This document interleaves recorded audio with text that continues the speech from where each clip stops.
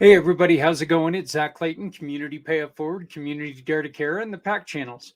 I just wanted to come on and let you guys know that we're going to be playing a couple very, very important interviews for the next couple hours. Okay, one of them we just recorded with very, very good friend of the show, Dennis Schroader, from the Price of Freedom Foundation.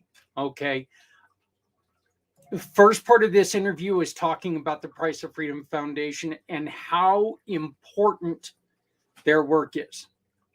After that, he's talking about a brand new program that Dennis is involved in, and how to rescue your business. The second video is going to start immediately after that, probably around the top of the hour, a little after the top of the hour, and probably around 15 after 5 o'clock. That is last night's episode of Pact. If you know any nonprofits, if you are friends of any nonprofits, have them watch this episode with my friend Les. Very important information about how you can, as a nonprofit, make money while supporting your supporters, helping them save money. That way they can possibly donate more money or at least continue to support you. So this first interview is I did with Dennis Schroader. These are going to be split up in two because, well, they're both recorded. So as soon as this show is over, just click on the next video that's going to pop up around 5:15 and watch with Les Simpson. Very important information on both of them. So great gentlemen, both of these guys. I'm huge fans of both of these gentlemen, and I hope that that you will stay with us because this is such great information about helping your business and helping our veterans. So this first one is Dennis Schroader with the Price of Freedom Foundation. Please let me know if you have any questions. My name is Zach Clayton, 970-909-0751, 970-909-0751. I'll put my QR code up in this corner while you're watching this. So if you have any questions, all you got to do is scan that and you can get a hold of me. So here we go. This is Dennis Schroader with the Price of Freedom Foundation. Hey everybody, Zach Clayton, Community Pay It Forward, Community Dare to Care, and the PAC channels. I've already said that. Here with a person that most of you will not need a huge introduction to because Dennis has become part of all the programming that we're doing here on the PAC channel. He's a huge part of the membership family for Footprints Forward. Dennis has worked with me. Dennis, you did a live from the cemetery on Veterans Day, which is still something that I get to go and watch, or Memorial Day. Yeah, that's right. Yeah, and I actually just rewatched that yesterday. I was going through and trying to clean up my computer and I saw that. And so I watched it again yesterday. So, but Dennis, your main calling in life is the Price of Freedom Foundation. That is what my calling is from about 5 years ago, moving forward. Clearly I'm older. I'm 67 years old now. I spent a career in the Army. I was a medical service corps officer for the Army for 24 years, all told. It was kind of not a traditional career, but spent 24 years total. Both 22 and a half of those were full-time active duty and about a year and a half as a drilling reservist. So I've seen both sides, the active component, reserve component side for those who are or have been military, that's a distinction that they'll understand. Others may not. But yes, I mean, I was raised in a Navy family, so being in and around the military was pretty much all of my life. And the Price of Freedom Foundation was uh, was an idea that came to me years after I retired, but it was born out of a sense of um, we just need to do better for those families of those who have paid the ultimate price for our freedom. You know, there's all kinds of different ways that you can define what the price of freedom is, and I would say that everybody who serves has paid some price for that, but for those who have died while in military service, that is absolutely the ultimate price. And there are a handful of folks that get national recognition, national attention. Pat Tillman comes to mind Yeah. as probably the Well most deserved. well known, and Well absolutely deserved. those are well deserved. Yeah. But what struck me was that the vast majority um, get nothing close to that kind of um, um, attention. And one of the things that the those who are left behind, the families, the Gold Star families, their number one biggest issue is the fear and the actual realization that a year to 2 years after their loved one has died, that except for the family and a small circle of friends around them, that person's forgotten. And even those that are honored by naming a street or a bridge or a building or you know a park or something like that that are named after them, um, you really don't get the sense of who that person really was. And every single Gold Star family member that I've spoken with has echoed the same sentiment that um, that that people don't really know, and they know a name, but that's about all that they know. That's so, Maybe yeah, that's so beautifully stated because you don't know the story behind it. You know you may recognize the name as a young individual from the town, or maybe he or she was a popular athlete in high school or something. You may know a little bit of the story, but you don't know the person. And I love that statement. The other statement, and I'm sorry to interrupt you, but i've no, been that's i've fine. been dying to say this. The other statement that you said that I cannot, and you said it over and over again, and I cannot agree with you more, is we just need to do more. And that is so important when I hear a veteran say that. When I say it, it's almost blasé, I think, because I'm not a veteran. But when I hear a veteran say that, it strikes at the core of me Hmm. personally, because you're right. We do need to do more, and it and Right, it it should that's on all of us. That's not just right. on one person. So I'll And let you I continue, but I sure, I and I'd like honestly to had to get that in there. that's absolutely. I appreciate you saying that very much.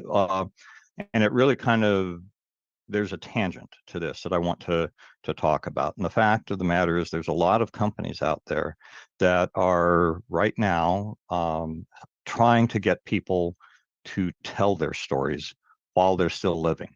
And I would encourage everyone to look into that and to take that seriously and to Hmm. do something about that so that your family, your children, your grandchildren, etc., are not in the position that these families that we're trying to help are in, because there's no one that knows your story better than you do. So that's not our business. That's not the service that we provide, but there are plenty of them that are out there. And yes, there's a cost to that, but honestly, I think it's worthwhile. For us, what we want to do is to help those families where those stories are not collected. So what we'll do is we start with, we're basically doing two things. We'll work with primarily the Gold Star families.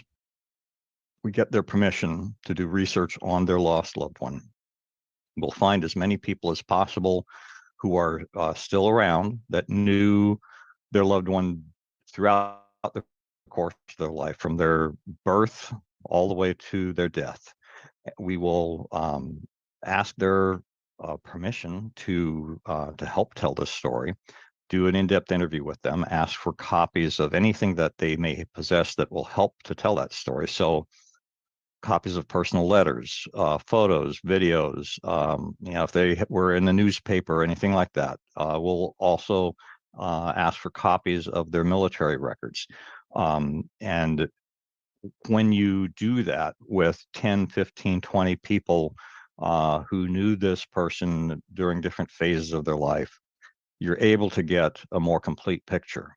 And what we know from our experience with the families that we worked with thus far is that it's a voyage of discovery for each and every one of them. Nobody has known the full story. So we are serving this family by being able to bring to light and bring to their attention aspects of their loved one's life that they did not know, they were not aware of until we did this for them. But secondly, what we want to do is to tell this, and we want to preserve this so that it can be passed down to future generations. So we hand all of this information over to a writer who will take all of that. We'll do some research as well. So we'll get some volunteer researchers to try and fill in some of the details about what was going on in those places where this person was assigned or where they lived. That can help kind of set the stage, so to speak. And these are typically details that are not brought out during the interviews. And with that combination, the writer then can tell the story in a single voice from beginning to end. Keith Hayden was our first writer. He's a Air Force Academy graduate. He had written 2 other books previously. And he did a great job with our first book, Silent Soul, the Machinist Mate First Class Alfonso Abdalemos story, which is available on all of the online book retailer places. But this is something now that this family can pass on to their to future generations. They're not going to be in a position where they have to go and do research on their own. They're not going to have to go to ancestry.com or other places like that. And I'm not knocking those places, but I'm saying that this is a service I believe that these families deserve. The second way we do this is by starting with a veteran.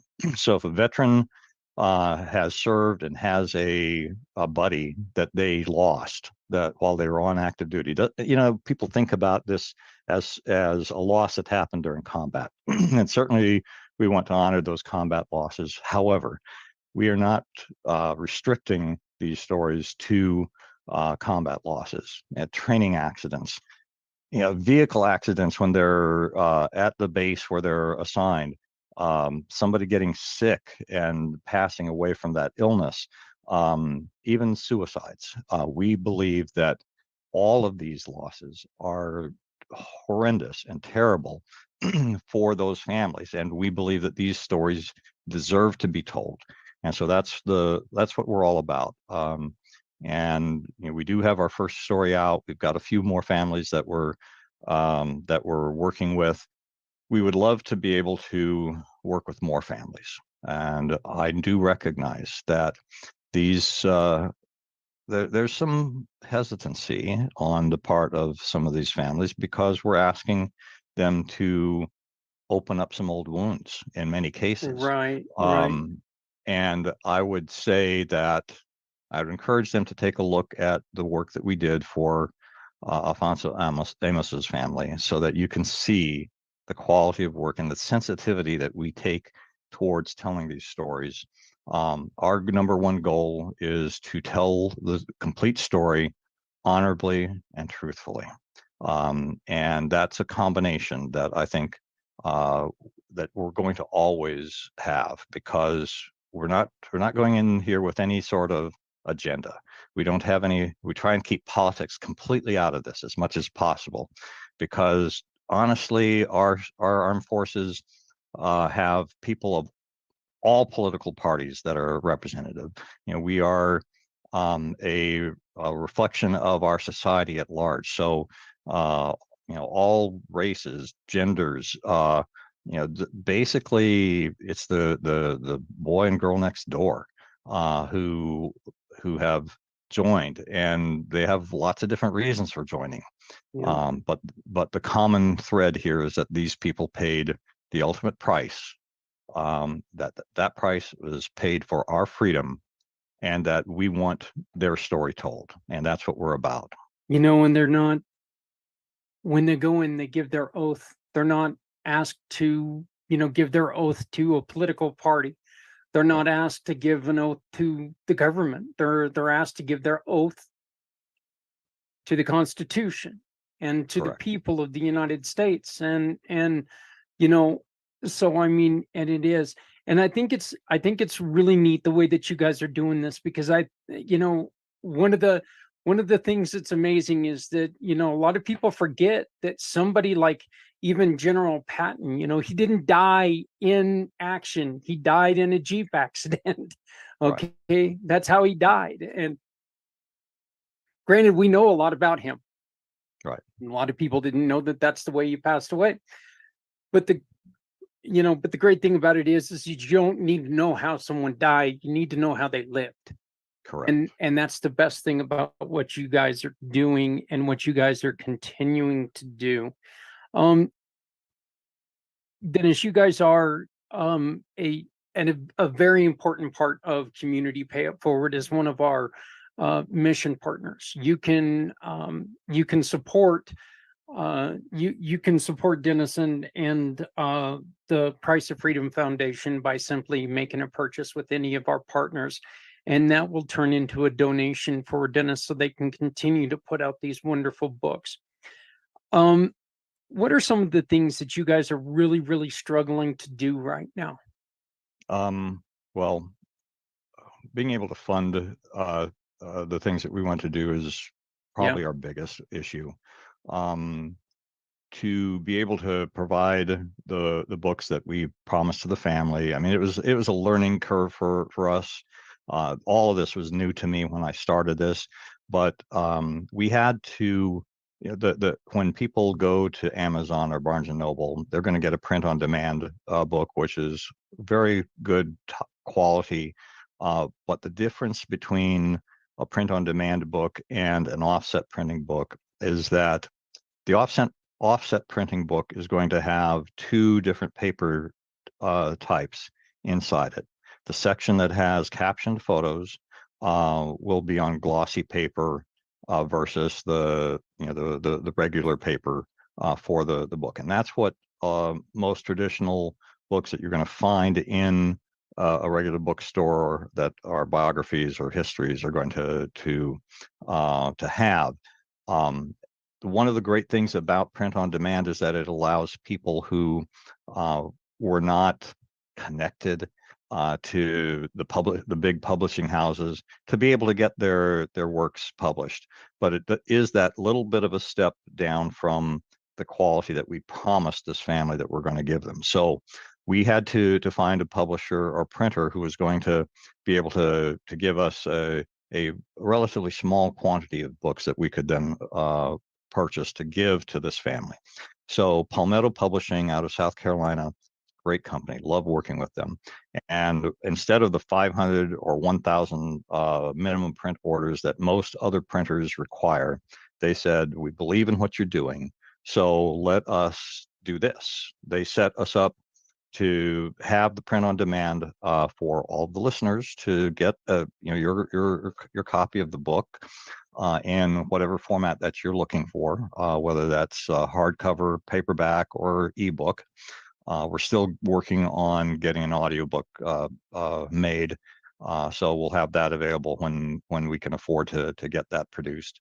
But for the family, the offset printing, they said 100 copies is what it's going to take, and it was about $20 per copy printed and shipped to us. So that was $2,000. It took us, actually, we still have not raised the $2,000. I wound up putting about $600 on a credit card that, I don't I'm going to have to make payments on to be able to acquire that book and then give that. We don't have to give away 100 copies. We don't have that many people that we had interviewed. So one of the things that we had offered folks was that if you donate $40 or more towards this cause, that we will not only be giving a copy of the book to the family that you're supporting, but we'll also be giving a copy to you that I will personally autograph and ship to you. But even so, it's been a struggle that way. We're still trying to work out details of the ceremony that we want to do to present this book to the family. And I've never been involved in event planning and stuff like that, but it's not cheap. The USS Midway Museum is it costs to rent the facility. Machinist mate first class Amos had been twice assigned to the Midway. It's in San Diego. It's where most of his family and friends live now, and it made for a perfect setting for this. But we're going to have to pay anywhere from $500 to $1,000 just to rent that facility. We want to bring the writer from where he lives in Okinawa to the event, and that airfare alone is like $1,300 to $1,600.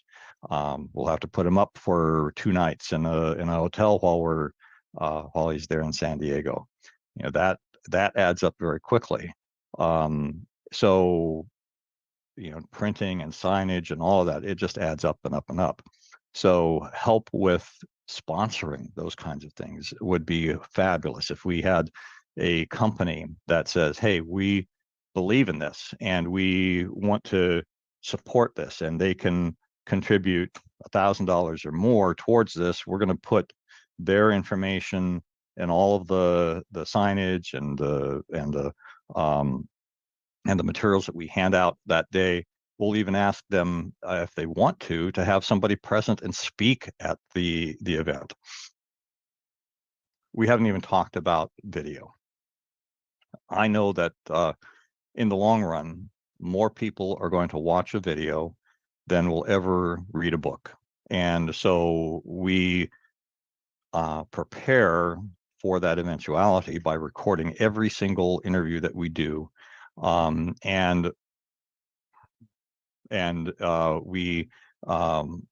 have 44 hours worth of video prepared for our first story. But and I've got two film directors here in Middle Tennessee who've had a number of years of experience in Hollywood who are willing to help me, but we're still talking about probably $30,000 to $50,000 to get a documentary made. So these are not inexpensive things that we're wanting to do. We would love to have people that could come on board and help us in whatever way. Now, what you're offering and supporting us through Community Pay It Forward will help. There are a lot of other different ways that people can help. Volunteers that have skills in certain areas that we would otherwise have to pay for would be ways that I need researchers. I need additional writers. Keith spent 5 months of his life writing this book and did not ask for any money up front. Now, we have promised that we will be sharing royalties from any sales with him so that he will get compensated eventually. But I can't ask somebody to be doing this full time. Most folks are not in a position where they can do that. So if you are a writer, if you have either a track record of writing biographies, or you have a real heart for that, and want to be a writer for our future stories that we're working on, we'd love to have you come on board. Researchers, I had the benefit that Keith Hayden was a criminal investigator for the Air Force during his time on active duty. So he brought that researchers, that detectives mindset to the task, and he did the research himself for the first story. But it brought to my awareness the fact that we really need to have researchers, because if we only use the interviews and the other materials, we're not getting the whole story, and the whole story will be much better if we have somebody who can dig and pull up stuff that researchers are good at doing. So somebody who's done ancestry work would probably be a great fit for that volunteer role. And I'd be more than happy to talk with them about the stories that we're working on that we could use their help with.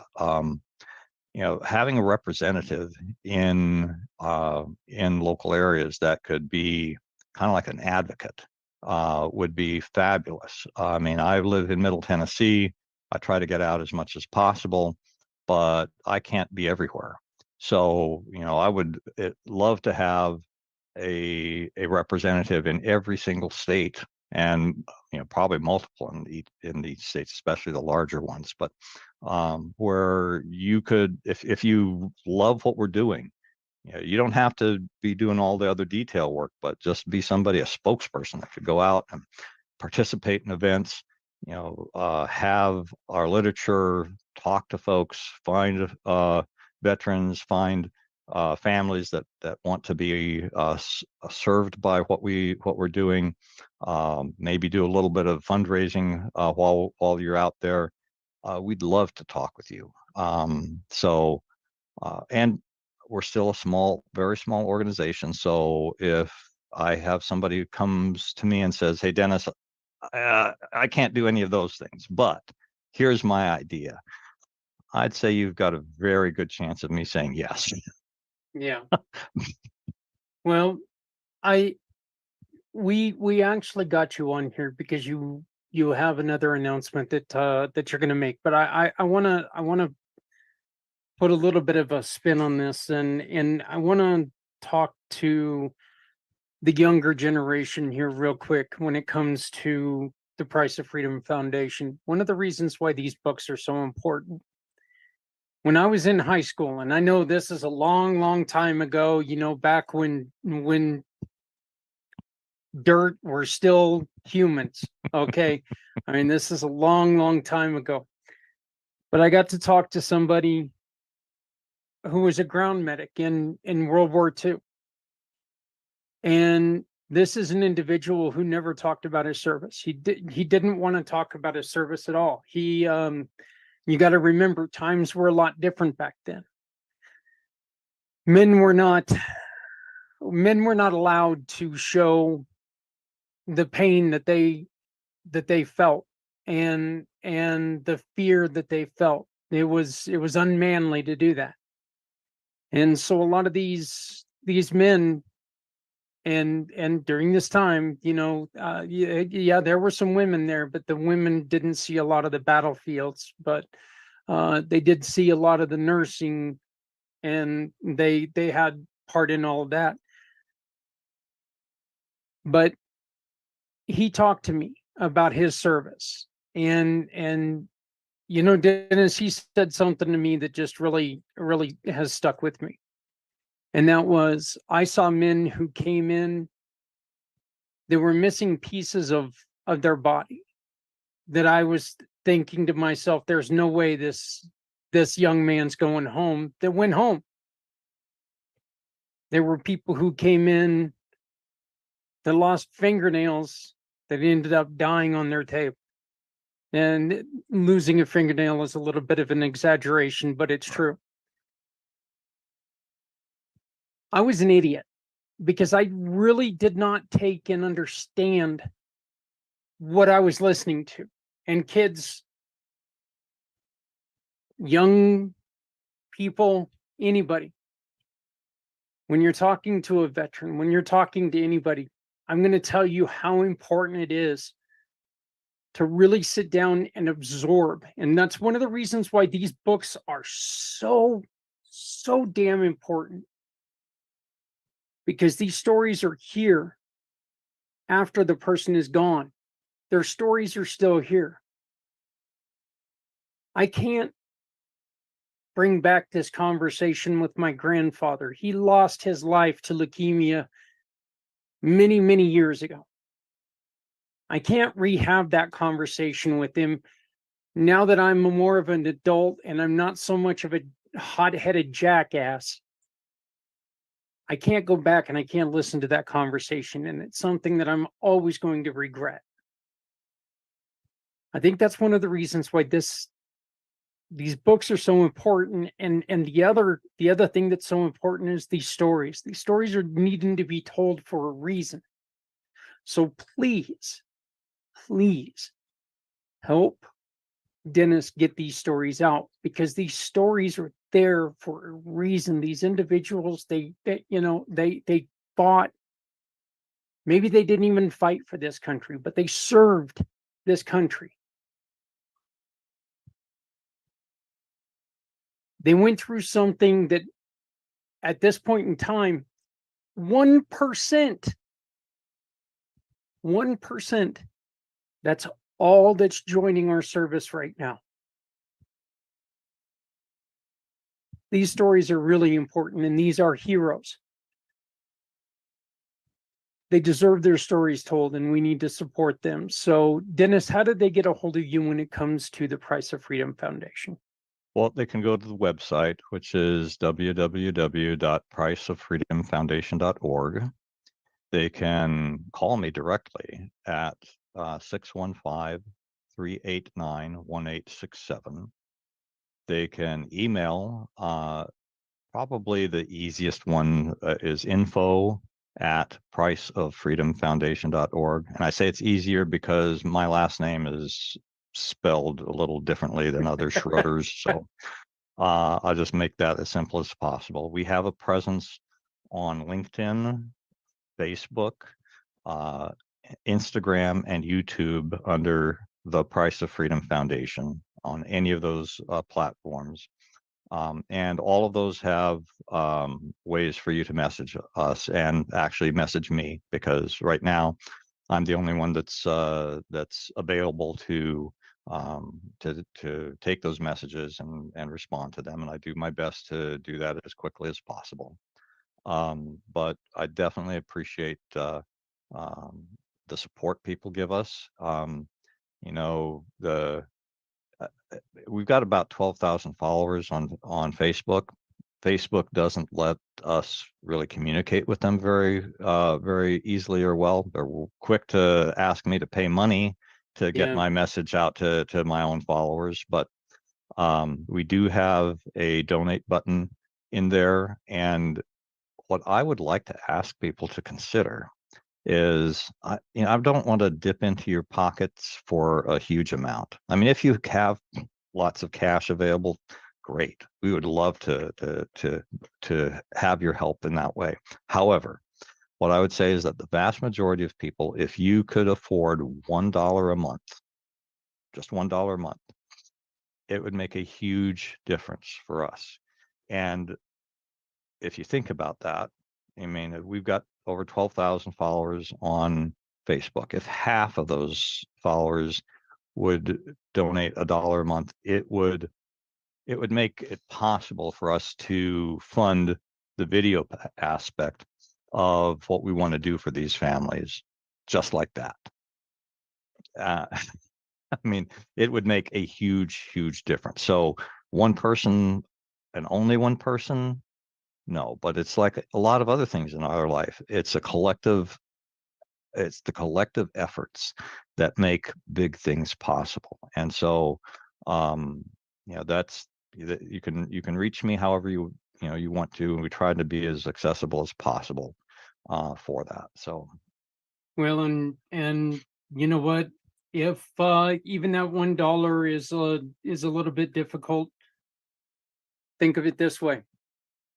If you want to change your shopping habits for one item, There you go to go. community pay it forward, one item a month. That's going to result in more than a Absolutely. $1 donation. And that's So what I love about what you guys do, because with with working with your partners, we're not asking people uh to really do much of anything other than shop at through your partner yeah, places. We're not asking you to make big changes to what you're doing. yep, So it's a small change that way. yep. Simply adjust who you're shopping with. But let's make sure that we get these stories out here. Okay, Yeah, Dennis, you've got a side gig. I Tell us a do. little bit about it. I do. So, my career as an Army officer was one where I did a lot of things where had to be thinking about systems and strategies and the like. And when I retired from the Army, the first couple of jobs that I had, well, first job that I had was a great job, but the company folded after about a year. But I was told by the CEO of the company that my efforts by themselves helped to keep the company afloat for about 3 months beyond what they would have otherwise. So I felt great about that. But I had this ability to get a sense for what people needed just by going in, asking a few questions, observing how they did business. And so I had this heart for helping businesses, because I ran a small property management company that I started for about 7 years, and I know firsthand how difficult it is to start a company and to stay afloat. There's always pressures on you, from a variety of sources. So a number of years ago, I had this opportunity to join an organization where I'm not the expert, but we are partnered with people who are very much experts in a variety of specialty areas. And the one that I'd say is probably